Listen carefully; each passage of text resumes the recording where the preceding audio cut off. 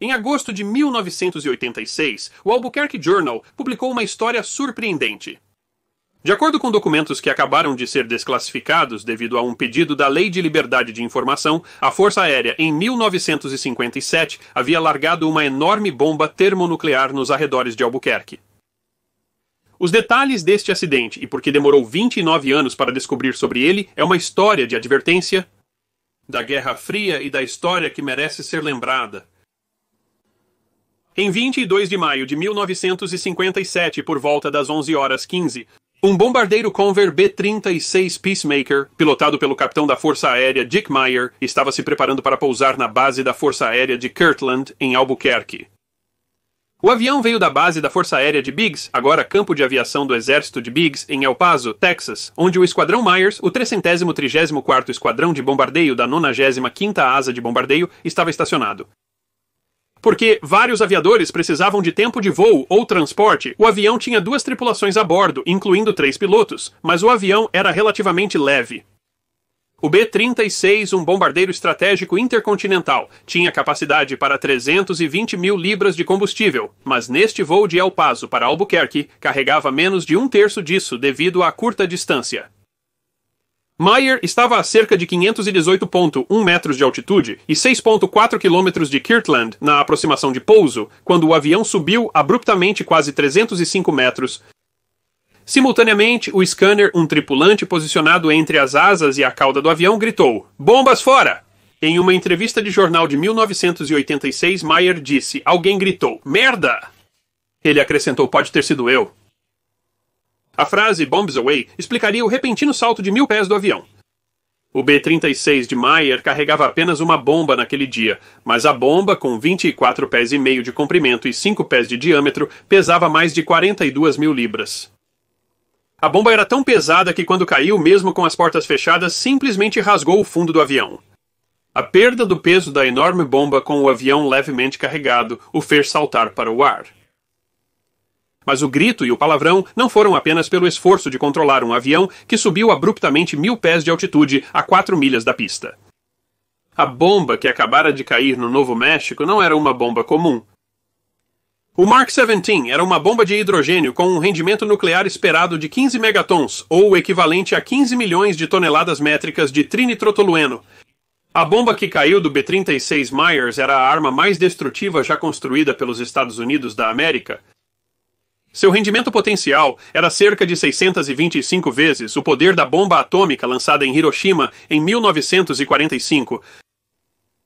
Desenvolvida no Laboratório Nacional de Los Alamos, a Mark 17 foi o resultado de um projeto para construir uma arma termonuclear entregável por aeronave, parte da estratégia de retaliação massiva, prevenção de guerra através da destruição mútua assegurada. O design da bomba havia sido testado com o dispositivo RUNT, usado no teste Castle Romeo em Bikini Atoll em 1954, a foto que se tornou uma imagem icônica da nuvem de cogumelo nuclear.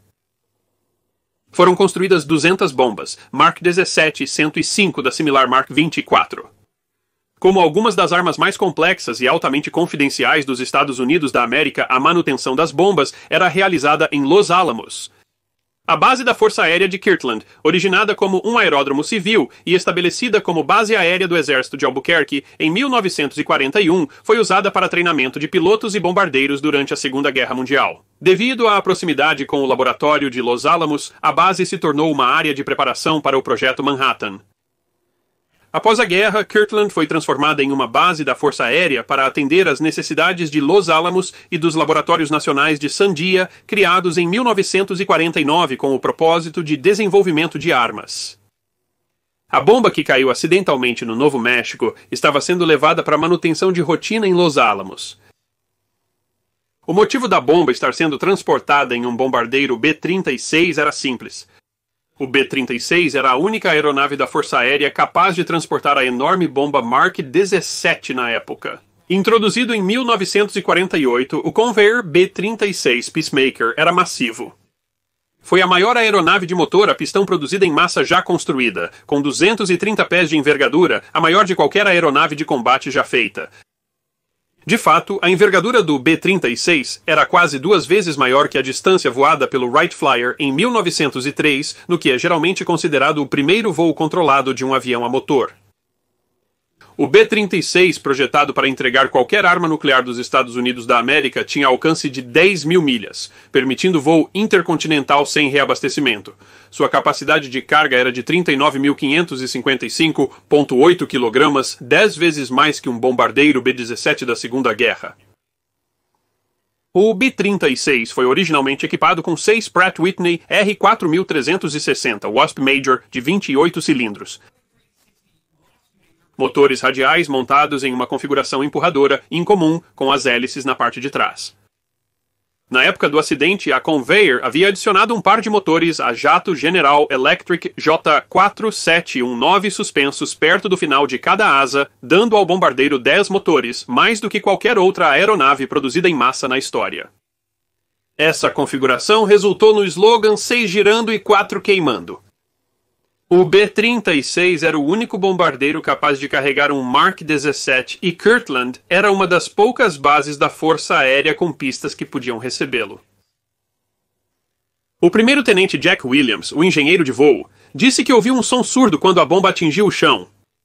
Apesar do Mark 17 ter sido projetado para ser lançado com 3 paraquedas para estabilizar a descida da bomba, ela foi lançada a uma altitude muito baixa para a completa abertura dos paraquedas.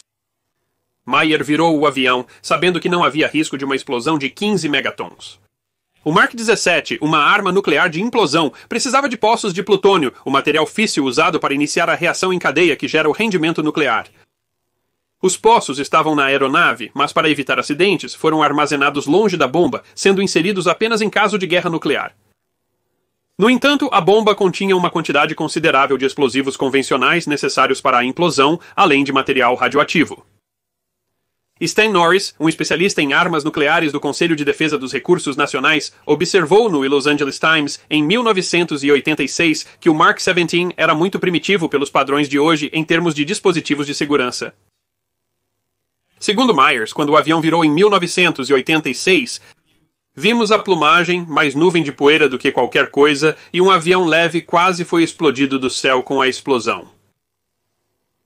Ao mesmo tempo, tanto Meyer quanto Williams disseram que o primeiro-tenente Bob Carp, um navegador júnior, saiu correndo do compartimento de bombas dizendo "Eu não toquei em nada, eu não toquei em nada", uma frase que eles conseguiram rir assim que perceberam que não haviam causado uma explosão termonuclear sobre Albuquerque. O operador de eletrônicos Jack Resin descreveu o rosto de Carp ao sair do compartimento de bombas como mais largo que qualquer folha já vista. Carp realizava um procedimento de rotina no compartimento de bombas. O Mark 17 estava pendurado em uma funda envolvente com um pino de travamento de cerca de 1 polegada de diâmetro, projetado para evitar queda acidental da bomba. O pino era retirado durante a decolagem ou pouso caso o avião enfrentasse problemas e precisasse soltar a bomba devido a uma falha na aeronave. Após a decolagem, um tripulante rastejava até o compartimento de bombas para inserir o pino manualmente. Ao entrar no padrão de pouso, um tripulante precisava rastejar e remover o pino. Mas quando o B-36 se aproximou de Kirtland e Carp retirou o pino, algo deu errado. O mecanismo de liberação manual da bomba estava na posição errada e quando Carp retirou o pino, a bomba foi liberada. Carp disse em 1986, imagine estar em uma passarela sobre a bomba e remover o pino e a bomba caiu estrondosamente. Segundo documentos liberados para o Albuquerque Journal, uma capa protetora envolvia o fio perto do mecanismo de liberação, mas foi reposicionada, expondo parte do fio de liberação manual. Como isso ocorreu era um mistério, pois os documentos da Força Aérea haviam ocultado o parágrafo que poderia explicar como o fio ficou exposto. Alguns especularam que Carp acidentalmente pegou a liberação durante uma turbulência, mas ele disse que a alça se enroscou no cabo de segurança e as vibrações da estrutura do avião provavelmente desconectaram o fio.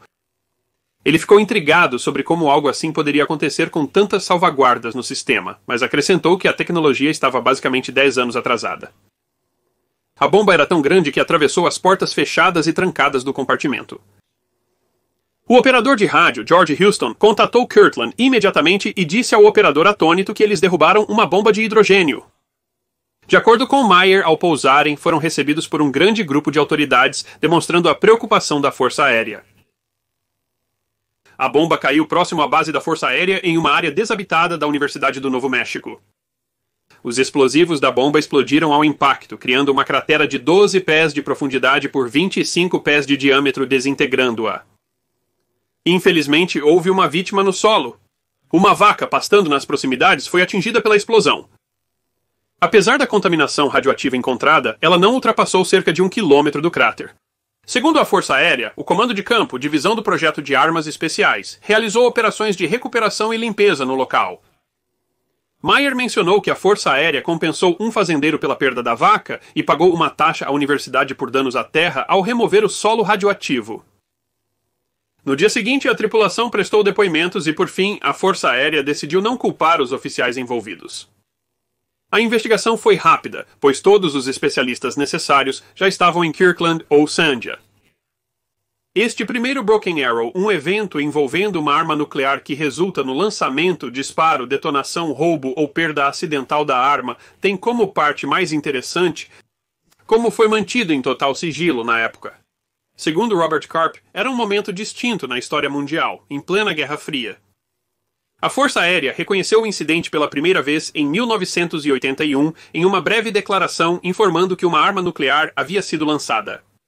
Os detalhes só foram revelados em 1986, quando o Albuquerque Journal obteve registros por meio da Lei de Liberdade de Informação. Após a história ser relatada e não ser mais segredo, os membros da tripulação começaram a vir a público e contar o ocorrido.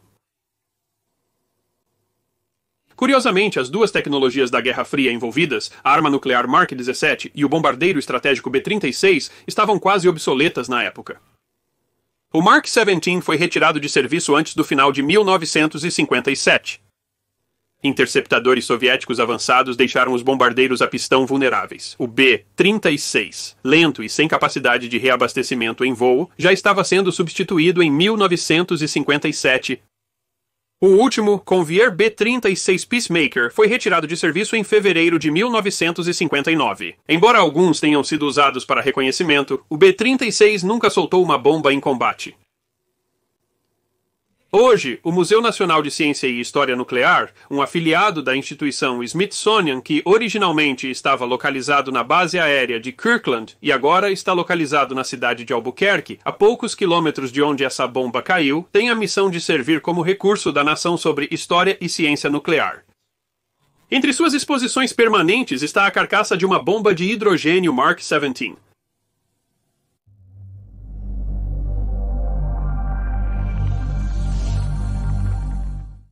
Na manhã de 11 de março de 1958, Walter Gregg e sua família trabalhavam e brincavam perto da casa que ele construíra em terras que sua família possuía há quase um século. Ele não se importou quando um avião da Força Aérea sobrevoou sua propriedade, pois isso era frequente.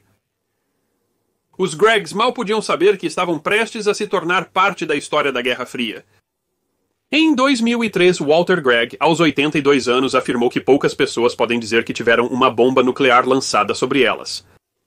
Não são muitas. Iriam querer. O incidente com a arma nuclear de Mars Bluff de 1958 merece ser lembrado.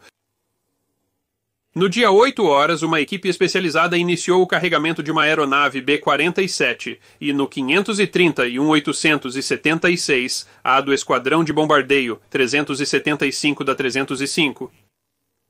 Na revista Air Force de 2013, o historiador de aviação e ex-piloto de B-47, Walter J. Boyne, descreveu o B-47 como a arma estratégica perfeita para o seu tempo.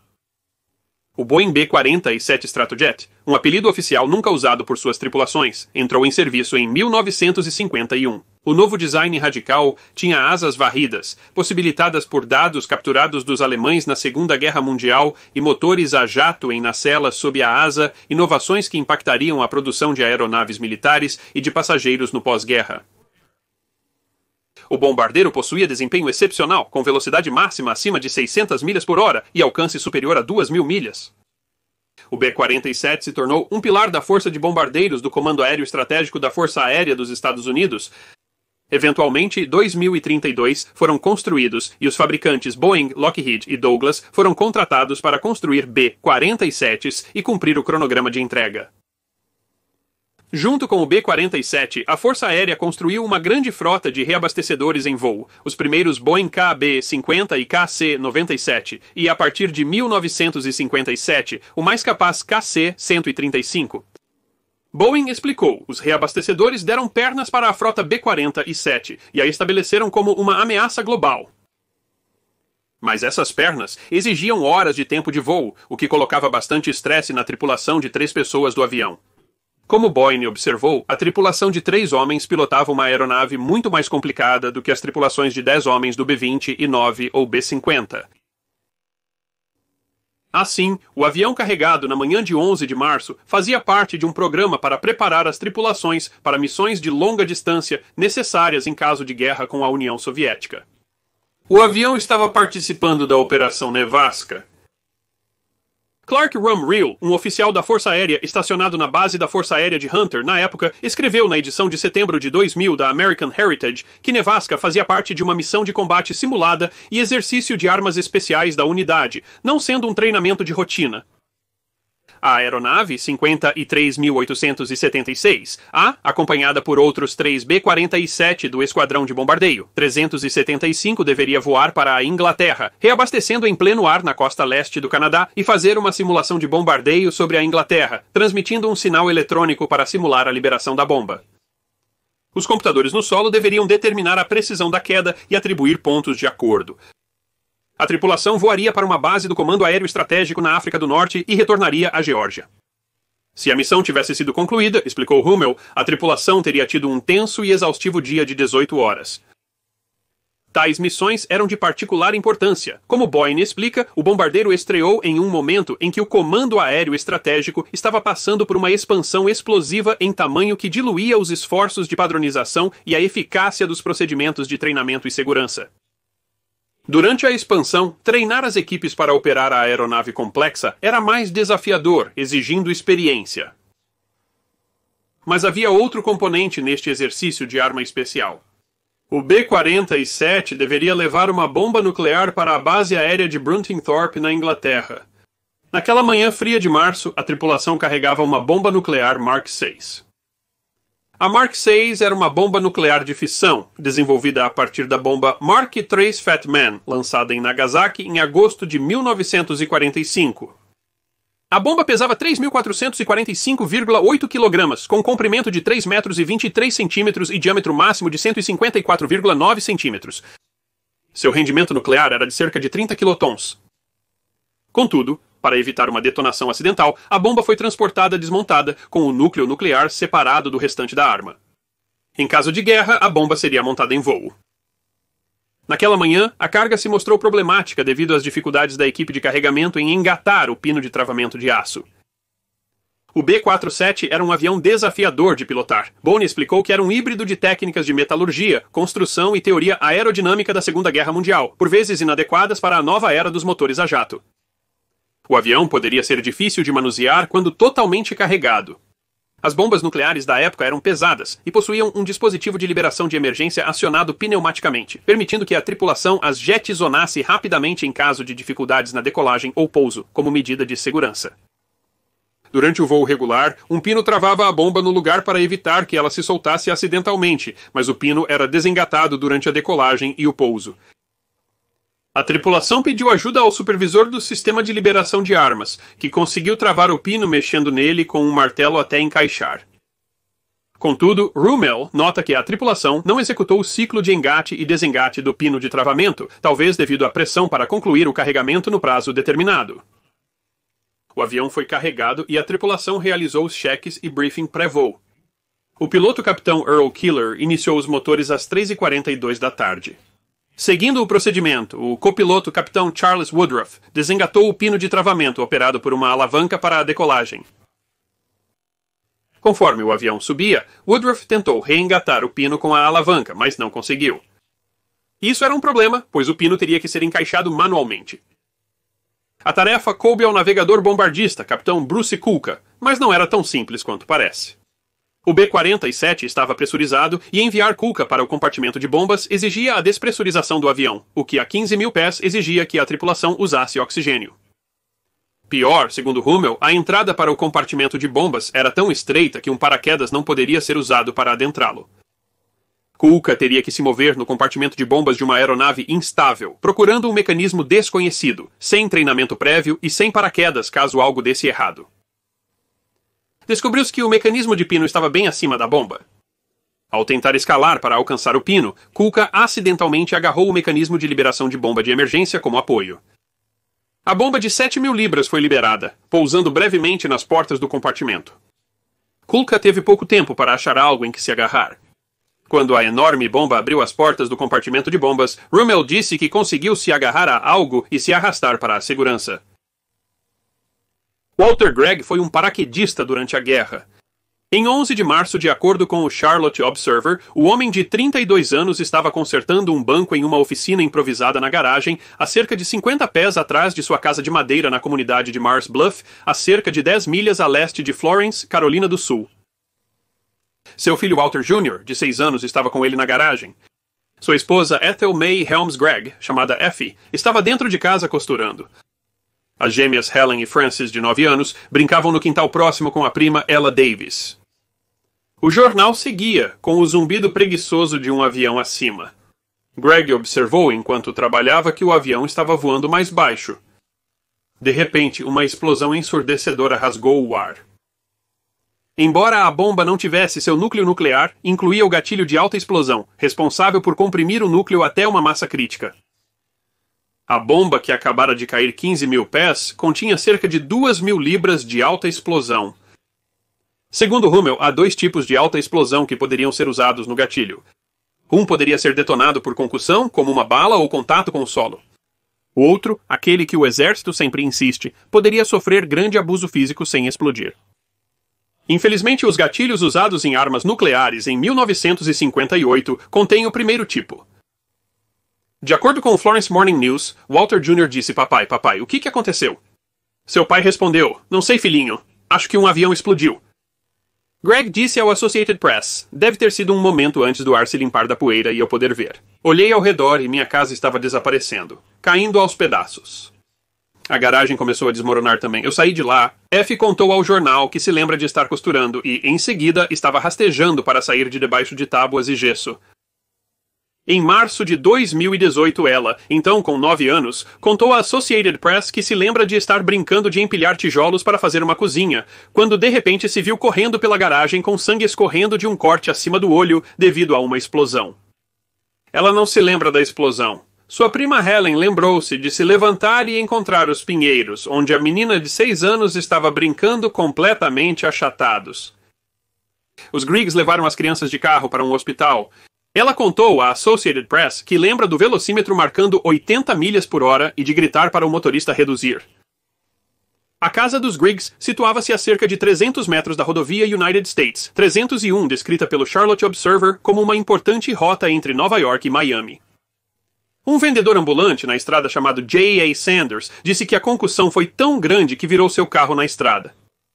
O patrulheiro rodoviário Dede Mobley acabara de parar na estrada. Ele relatou ao jornal matinal que foi como uma explosão tremenda, que sacudiu seu carro e a ele mesmo por um momento, sem saber o que tinha ocorrido. Ba G. Wallace, morador local, relatou ter ouvido o assobio da bomba caindo. A explosão derrubou sua chaminé e quebrou as janelas de sua casa. Gregg explicou ao jornal que a bomba, ou o que quer que fosse, caiu a cerca de 100 jardas da casa, bem no jardim. Deixou um buraco com cerca de 40 pés de diâmetro, e eu não sei quão profundo. O noticiário da manhã relatou que partes da arma foram encontradas a 700 jardas da cratera. No ar, a primeira prioridade de Killer era relatar o incidente, como Rumrow explicou. Regulamentos da Força Aérea exigem que a tripulação notifique imediatamente a base por mensagem codificada em caso de queda não programada de bomba. Mas havia um problema, ele continuou. Como o procedimento nunca havia sido usado, o Centro de Operações da Base Aérea de Hunter não reconheceu essa estranha mensagem recebida. Keylor contatou por rádio o aeroporto de Florence, pedindo que informassem a base da Força Aérea que o avião havia perdido um dispositivo. Um piloto particular ouviu a conversa e a relatou aos jornais. A tripulação sobrevoou o local para fotografá-lo e depois circulou por quase 3 horas para queimar combustível antes de pousar. Rummer recordou que, ao pousar, a tripulação foi tratada como se tivessem soltado a bomba de propósito. As armas de fogo foram confiscadas e eles ficaram trancados em uma sala até convencerem os comandantes de que a perda foi acidental.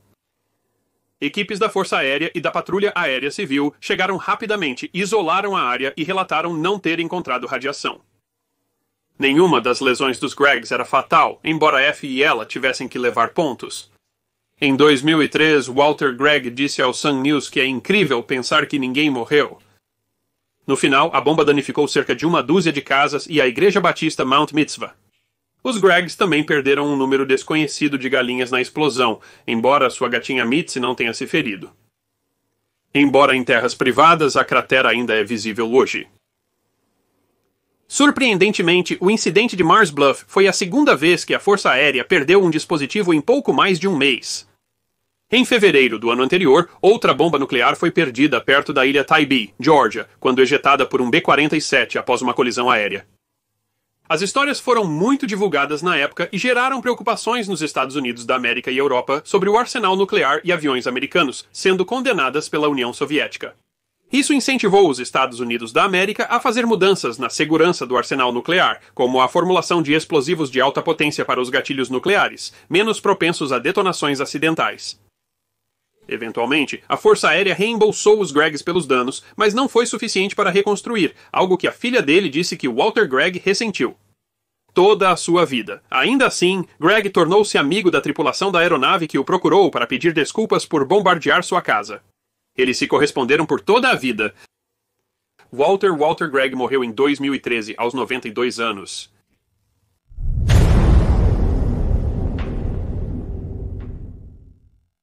Houve um período durante a Guerra Fria em que as tensões estavam tão altas que os Estados Unidos mantinham bombardeiros pesados armados com armas nucleares no ar 24 horas por dia, 7 dias por semana. Durante todo o dia, bombardeiros sobrevoavam prontos para lançar suas bombas, acreditando que garantiriam uma capacidade de segundo ataque, mesmo se um primeiro ataque soviético destruísse todos os aeródromos americanos. Foi um programa incrível realizado pelas nossas Forças Armadas, uma façanha logística impressionante. Mas isso levantou um problema porque todo esse tempo de voo significava que acidentes ocorreriam, e se um acidente ocorresse, isso necessariamente envolveria bombas termonucleares. E talvez seja uma declaração de como nos acostumamos à existência de armas nucleares que a nação parece ter esquecido sobre os 5 acidentes de avião envolvendo bombas termonucleares que ocorreram durante a vida do programa que era chamado Operação Chrome Dome. É uma história que merece ser lembrada. No auge da Guerra Fria, os líderes temiam que seu oponente contemplasse o Armagedon nuclear e acreditavam que a guerra nuclear só seria evitada com a promessa de que se um dos lados atacasse primeiro, eles também seriam destruídos. Porém, o status quo foi desafiado com o surgimento dos mísseis nucleares e o que os Estados Unidos da América viram como uma lacuna de mísseis. Entre 1961 e 1963, estimativas de inteligência nacional apontavam que a União Soviética possuía de 200 a 300 mísseis balísticos intercontinentais e 700 a 800 mísseis de alcance intermediário. Estimava-se que isso bastava para a União Soviética destruir todas as forças nucleares de retaliação dos Estados Unidos da América e aliados, mesmo em alerta terrestre. Para suprir essa deficiência, os aliados precisavam que seus bombardeiros estratégicos respondessem mais rápido do que o alerta terrestre possibilitava. O general Thomas S. Power, comandante em chefe do Comando Aéreo Estratégico dos Estados Unidos da América, pioneiro da ideia radical de que o novo bombardeiro da Força Aérea, o B-52, poderia manter um dever de alerta aéreo 24 horas, bombardeiros americanos transportariam bombas de hidrogênio e todo o arsenal necessário para armá-las e lançá-las, mantendo-se no ar constantemente, pairando em locais estratégicos fora do espaço aéreo soviético, onde poderiam retaliar ou contra-atacar rapidamente. A ideia era radical, pressionaria o equipamento e o pessoal de maneiras que nunca haviam sido testadas antes. O reabastecimento aéreo surgiu nos anos 1920. O primeiro reabastecimento em voo entre dois aviões ocorreu em 27 de junho de 1923 entre dois biplanos, a Irco DH-4B do Serviço Aéreo do Exército dos Estados Unidos. Usando esse processo, os DH-4Bs estabeleceram recordes de resistência aérea no início dos anos 1920 e aeronaves posteriores continuaram a experimentar o processo e estabelecer recordes durante os anos 1930. Apesar do potencial óbvio, esses sistemas ainda eram rudimentares e perigosos, não sendo regularmente utilizados durante a Segunda Guerra Mundial. A ideia alcançou seu potencial quando, de 26 de fevereiro a 3 de março de 1949, um bombardeiro pesado de longo alcance americano, B-50, Super Fortress, chamado Lucky Lady II da 40, e 3, a ala de bombas, voou sem parar ao redor do mundo, em 94 horas e 1 minuto, uma façanha possível pelo reabastecimento em voo. Na verdade, a Força Aérea já testava o processo para manter bombardeiros pesados voando por longos períodos antes do voo da Lucky Lady II. O sistema de atendimento ao consumidor considerava um alerta aéreo há anos, mas a tecnologia não estava pronta. O primeiro teste do conceito ocorreu na primavera de 1958 como Operação Curtain Raiser, usando bombardeiros B-36 do Esquadrão de Bombas 72, partindo da base aérea de Ramey, em Porto Rico. Então, naquele inverno, o teste continuou com a Operação Head Start, usando bombardeiros B-52 do Esquadrão de Bombas Pesadas 42, primeiro da base aérea de Loring, em Maine, e depois da base aérea de Bergstrom, no Texas. O programa exigia mais do que melhorar as técnicas de reabastecimento em voo. A pesquisa incluía horários de manutenção, tripulação e voo, além da nutrição da tripulação. O programa era certamente controverso dentro do militar e do governo.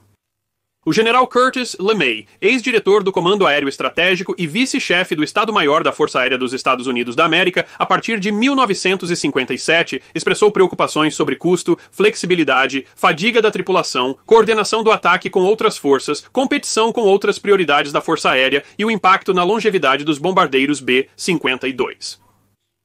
Curiosamente, ele não mencionou entre suas preocupações o receio de possíveis acidentes envolvendo bombardeiros pesados voando regularmente com armas termonucleares. Uma das questões mais urgentes da tecnologia era o reabastecimento em voo, que até então não havia sido usado nessa escala. O Lucky Lady II foi reabastecido usando o método desajeitado da mangueira em loop e um B-29 modificado. O sistema dependia do tanque usar um gancho para pegar um cabo solto pela aeronave receptora. A Força Aérea sabia na época que o sistema era muito desajeitado para uso regular. Em seguida, a Força Aérea testou um sistema de sonda e drogue, onde o tanque usa uma mangueira flexível com uma cesta que passa por uma sonda na aeronave receptora. Apesar de ser um sistema mais simples que o método da mangueira em loop e ainda ser amplamente utilizado e preferido pela Marinha dos Estados Unidos da América, ele possui uma taxa de fluxo limitada devido à flexibilidade da mangueira. A Força Aérea dos Estados Unidos da América optou por uma lança voadora rígida, onde uma lança extensível é manobrada para um receptáculo na aeronave receptora. Mas mesmo com este sistema, a Força Aérea teve um problema com suas aeronaves de reabastecimento. O KB-29 e seu substituto, o KC-97 Stratofreighter, foram ambos desenvolvimentos do Boeing B-29. Como aeronaves movidas a pistão, elas eram muito lentas para aeronaves a jato, causando muitos problemas e riscos no reabastecimento. Um B-52 normalmente tinha que levantar seus flaps e abaixar seu trem de pouso para desacelerar o suficiente para o reabastecimento aéreo. Além disso, as aeronaves movidas a pistão precisavam reduzir a altitude para cerca de 16 a 18 mil pés, o que frequentemente colocava os bombardeiros diretamente nas nuvens e turbulências durante o reabastecimento. Em 1957, a Força Aérea começou a introduzir o Boeing KC-135 Stratotanker. O KC-135, baseado no Boeing 707, foi o primeiro avião-tanque a jato da Força Aérea. Finalmente, a Força Aérea tinha um sistema viável para permitir praticamente o dever de alerta aéreo. Mesmo com as preocupações da Força Aérea com os custos, o sistema de atendimento ao consumidor continuou a voar bombardeiros estratégicos com armas nucleares prontas no ar 24 horas por dia na década seguinte. O programa mais amplo foi renomeado para a Operação Chrome Dome. A Operação Chrome Dome mantinha até 12 bombardeiros no ar, prontos para atacar a qualquer momento. Uma missão típica da Chrome Dome, realizada por um B-52 ou um grupo de 3 chamado Célula, decolaria da base aérea de Fairchild perto de Spokane, Washington, atravessaria os Estados Unidos da América até o Atlântico, subiria até o Círculo Ártico, viraria em direção ao Alasca e voltaria para Fairchild. A missão duraria cerca de 24 horas com 2 reabastecimentos em voo. As equipes rapidamente se tornaram adeptas do sistema. Mas Chrome Dome representava muitas horas de voo. Mais de 6 mil missões de alerta aéreo foram realizadas até 1961. Com tanto voo, certamente as coisas dariam errado. Apesar do programa não ser sigiloso e do General Power ter anunciado publicamente a operação com o objetivo de dissuasão, a Força Aérea foi tipicamente evasiva com o público sobre os riscos envolvidos. Segundo o sistema de atendimento ao consumidor em 1961 na Time, na pior das hipóteses, apenas o trinitrotolueno de uma bomba H desarmada explode ao impacto. O primeiro acidente com bombas nucleares da Operação Chrome Dome aconteceu em 24 de janeiro de 1961 sobre Goldsboro, Carolina do Norte. Um B-52G apresentou vazamento de combustível que causou falha estrutural, levando a tripulação a perder o controle da aeronave. 5 dos tripulantes conseguiram se ejetar em segurança. 3 morreram. Uma das 2 bombas nucleares a bordo foi recuperada e a outra se enterrou profundamente em um campo, não podendo ser recuperada. A Força Aérea comprou um servidão de passagem na Terra e grande parte da bomba ainda está enterrada lá hoje. Os componentes de alta explosividade da bomba não explodiram e não houve liberação de radiação, mas as bombas passaram por grande parte das sequências de ativação, chegando perigosamente perto de uma detonação nuclear. Especialistas ainda divergem sobre o alcance dessa possibilidade. Falhas foram encontradas no design da asa molhada do B-52 que armazena combustível, e as áreas suscetíveis à fadiga foram modificadas para melhorar a estabilidade. Em março, 2 meses depois, falhas mecânicas e erros da tripulação resultaram na falta de combustível em um B-52F próximo a Yuba City, Califórnia. A tripulação ejetou do avião em segurança que caiu em um campo de cevada plano e desobstruído. As armas nucleares a bordo foram liberadas, mas seus intertravamentos de segurança impediram explosão ou liberação de radiação. Um terceiro acidente durante a Operação Chrome Dome ocorreu em janeiro de 1964, quando o estabilizador de um B-52B se soltou em tempo ruim. O avião caiu em um terreno acidentado perto de Savage Mountain, Maryland. Um tripulante não conseguiu ejetar e outros 2 morreram congelados após saltarem da aeronave. As bombas nucleares, porém, foram recuperadas quase intactas.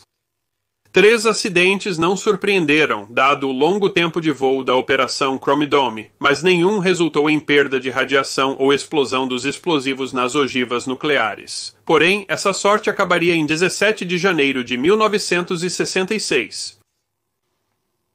Um B-52G da base da Força Aérea de Seymour Johnson, Carolina do Norte, voava na rota sul da Operação Chrome Dome, passando pelo Atlântico, Espanha e Mediterrâneo, retornando por Gibraltar.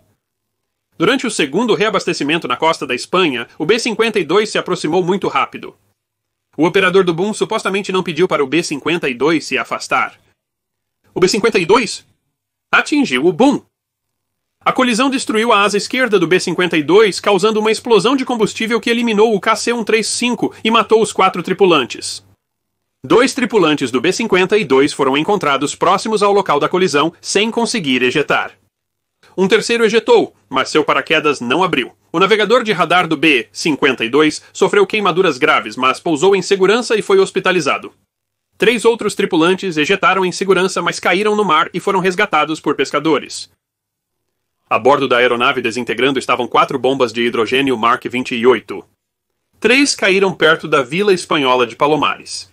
A 4ª caiu no oceano. Uma das 3 aterrissou por paraquedas intacta, mas os explosivos convencionais nas outras 2 explodiram ao impacto, contaminando cerca de 9,6 km² de terras agrícolas, florestas e áreas residenciais, dispersando aproximadamente 3,175 kg de plutônio, 239, um carcinógeno perigoso e tóxico. Militares da Força Aérea dos Estados Unidos da América na Espanha foram mobilizados para ajudar na limpeza. Estados Unidos da América e Espanha escavaram 6.000 barris de solo contaminado e o enviaram de volta aos Estados Unidos. A Força Aérea solicitou ajuda da Marinha para resgatar a 4ª bomba. Quase 30 navios da Marinha participaram da busca de mais de 2 meses, mesmo com uma testemunha que viu a bomba cair na água. A bomba foi recuperada usando veículos de recuperação avançados da Marinha. O navio United States Ship Patrol, o submersível Alvin e o veículo subaquático Curve são usados na recuperação de submarinos.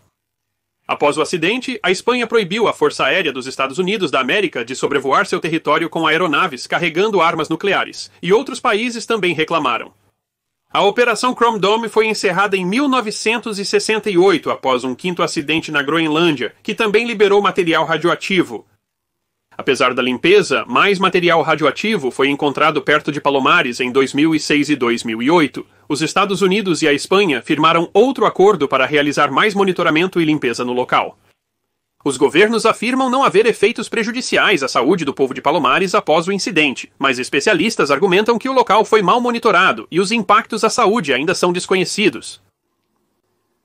As carcaças vazias de duas das bombas deste incidente estão em exibição no Museu Nacional de Ciência e História Nuclear, em Albuquerque, Novo México. Os militares da Força Aérea envolvidos na limpeza agora alegam problemas de saúde persistentes, que afirmam ter sido causados por procedimentos de segurança inadequados. A Força Aérea negou quaisquer tais ligações e o sigilo em torno do evento tornou difícil para o pessoal que foi tão afetado reivindicar benefícios. No final, não é surpresa que a Operação Chrome Dome tenha resultado em acidentes. Foi um programa ambicioso que manteve bombardeiros com armas nucleares no ar, 24 horas por dia durante uma década. Quase certamente iria levar a alguns acidentes, mas em defesa do programa, não podemos saber o efeito que teve na dissuasão nuclear durante os períodos mais tensos da Guerra Fria. A Operação Chrome Dome pode ter evitado um Armagedon nuclear. Ainda assim, os 5 acidentes da Operação Chrome Dome nos lembram que nenhum sistema é perfeito, algo crucial na era nuclear. É uma história que merece ser lembrada. 1980 foi um período interessante na história americana.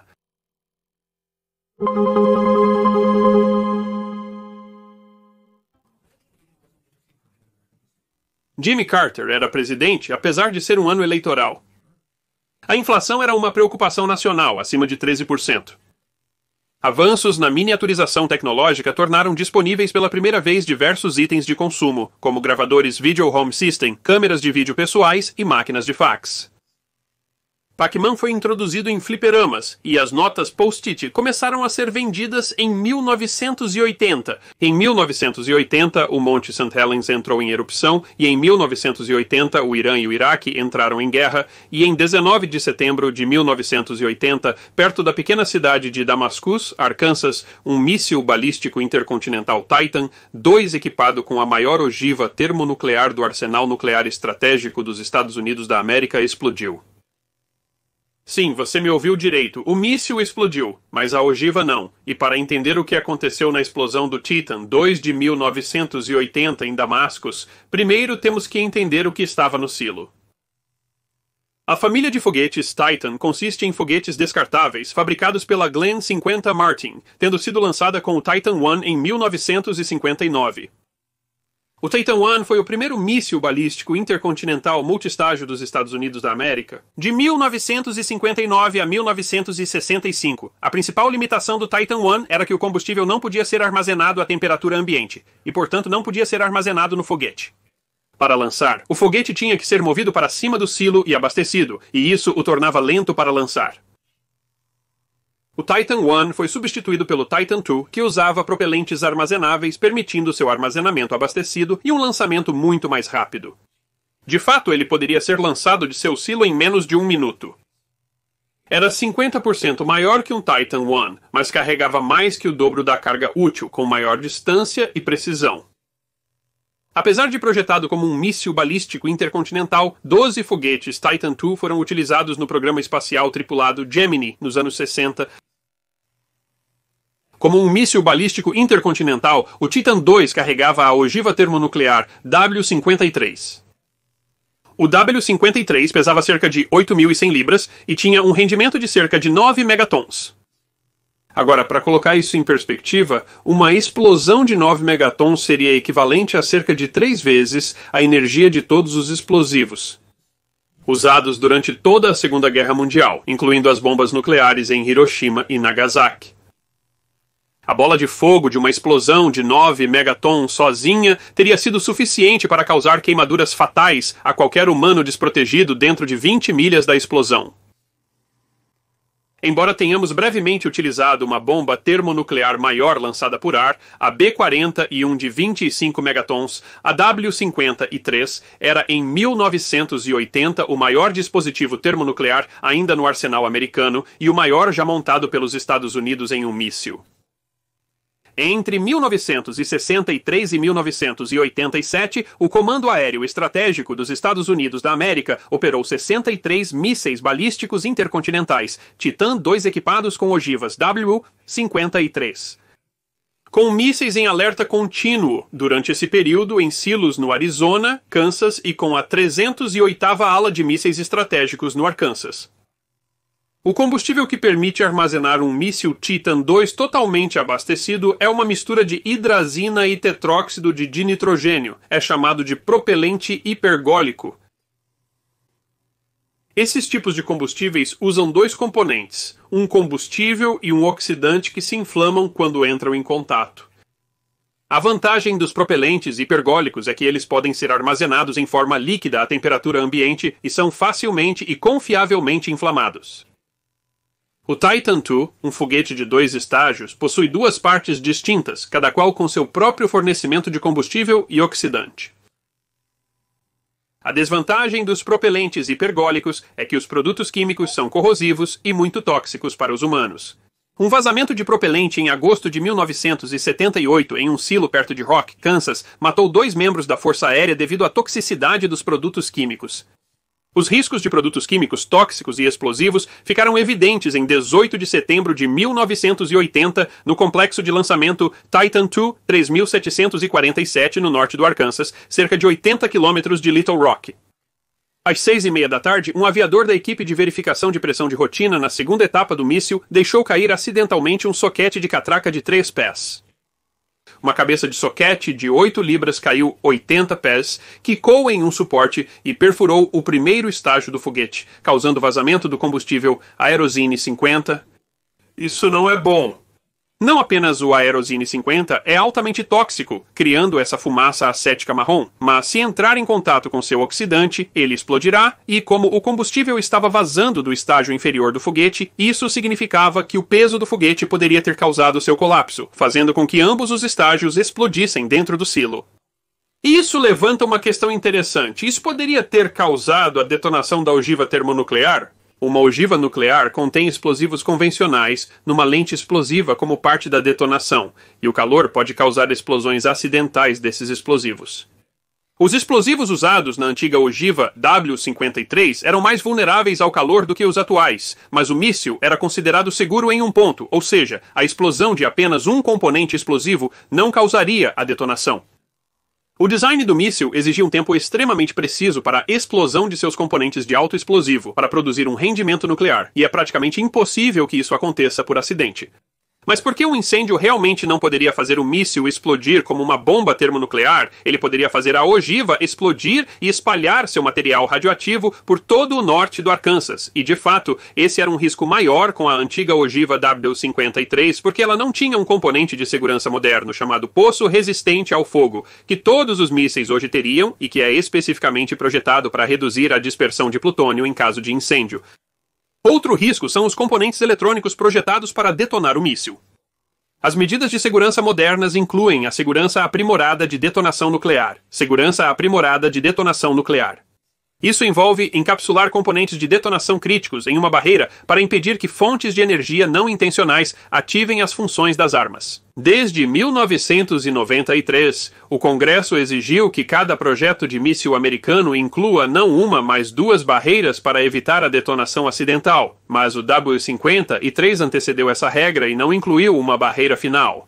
Em 1993, Winford Ellis, secretário assistente adjunto do Departamento de Energia para a Aplicação Militar, observou sobre as ogivas B-50 armazenadas, que operam da mesma maneira que a ogiva do míssil W-53, que a arma não tem um nível assegurado de segurança nuclear em uma ampla gama de múltiplos ambientes anormais. E o Titan, no complexo de lançamento 374-7, estava prestes a ser submetido a ambientes anormais extremos. Embora uma detonação termonuclear acidental fosse uma possibilidade extremamente remota, entenda que este era um design de míssil muito antigo e que lhe faltavam os 3 componentes críticos de segurança que o Congresso, desde 1993, exigiu dos mísseis nucleares americanos: um sistema ENDS, explosivos altamente insensíveis em um poço resistente ao fogo, e as equipes que respondiam à crise no silo tinham que operar sob a suposição de que havia pelo menos uma possibilidade de detonação termonuclear. Uma equipe de resposta de emergência foi enviada, mas assim que 2 membros tentaram ventilar o gás do silo, o míssil explodiu. É possível que o míssil tenha desabado, mas alguns especialistas argumentam que um ventilador ativado para ventilar o combustível provocou a explosão. Essa explosão inicial foi tão poderosa que lançou a porta do silo do míssil de 740 toneladas a 200 pés no ar e ejetou o segundo estágio com a ogiva termonuclear ainda acoplada, momento em que o segundo estágio explodiu. Neste ponto, precisamos fazer uma pausa por um momento para trazer um interlúdio interessante. Na época, a política da Força Aérea dos Estados Unidos não permitia que a Força Aérea confirmasse nem negasse se havia uma ogiva nuclear em um local de acidente. Ao ponto de a Força Aérea dos Estados Unidos inicialmente se recusar a informar ao então vice-presidente dos Estados Unidos, Walter Mondale, que estava em Little Rock, Arkansas, para a Convenção Democrática do Arkansas com o então governador do Arkansas, Bill Clinton, se o míssil que parecia prestes a explodir a apenas 50 milhas de distância em Damasco tinha uma ogiva nuclear. Na verdade, o xerife do condado que estava encarregado da evacuação só descobriu que havia uma ogiva termonuclear envolvida porque ele procurou com seu rádio até encontrar a frequência da Força Aérea e bisbilhotou a conversa deles. A explosão lançou a ogiva a cerca de 100 pés fora do complexo, mas não houve liberação de radiação. Os dois membros da equipe de resposta crítica mais próximos do silo quando o míssil explodiu sofreram ferimentos terríveis. Infelizmente, o sargento sênior David Livingston não resistiu aos ferimentos e faleceu. Ele morreu como um herói tentando prevenir um desastre. Além disso, 21 pessoas próximas ao local da explosão do míssil também se feriram. A explosão quase destruiu a instalação, mas a demolição e limpeza custaram à Força Aérea mais 20 milhões de dólares. O local do silo agora é uma propriedade privada e está no Registro Nacional de Lugares Históricos. O programa de mísseis Titan já estava no final de sua vida útil em 1980 e foi descontinuado, e o último dos mísseis Titan foi descomissionado em 1987, mas ainda existe um silo de mísseis Titan completo com um míssil Titan II desativado que o público pode ir ver no Museu do Míssil Titan no Arizona. É meio engraçado que de 1980 nós lembramos mais do Pac-Man e dos Post-its do que de um míssil balístico intercontinental explodindo, mas eu acho que a explosão do míssil do silo Titan II de Damasco é tão bem lembrada quanto os videocassetes de carregamento superior. Será que esse acidente poderia se repetir nos dias atuais?